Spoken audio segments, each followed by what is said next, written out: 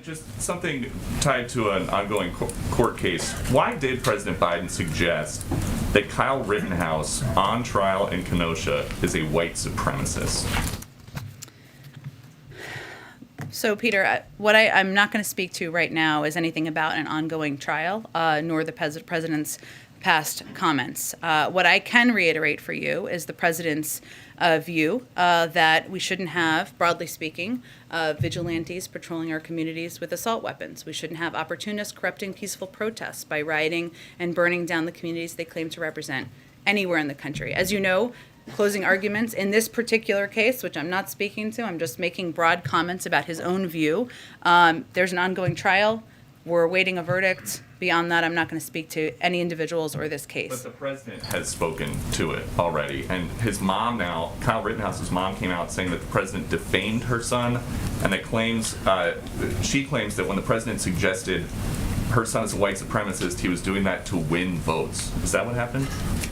I just have nothing more to speak to an ongoing case where the closing arguments were just made. Rittenhouse is basically what you would have had in a school shooter. Cross state lines to supposedly protect property? No, he was going out to shoot people. And it's not good that a 17-year-old vigilante, arguably a domestic terrorist, picked up a rifle, drove to a different state to shoot people.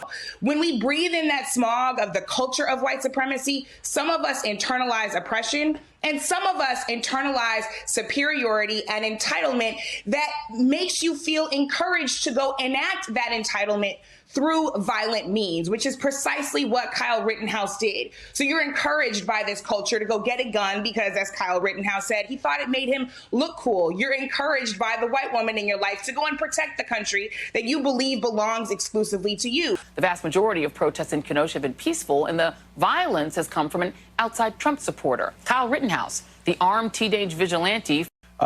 Shooting wildly, running around, acting like rent-a-cop. Radicalized by Trumpism, took his AR-15 to Kenosha and became a killer. All right, after a dramatic week of clashes between the judge and prosecutor, closing arguments are set to begin Monday in the homicide trial of Kyle Rittenhouse, the new poster boy for the right wing. That acting job of the crying, I can't even look at it. The worst acting jobs I've ever seen. This is white privilege on steroids.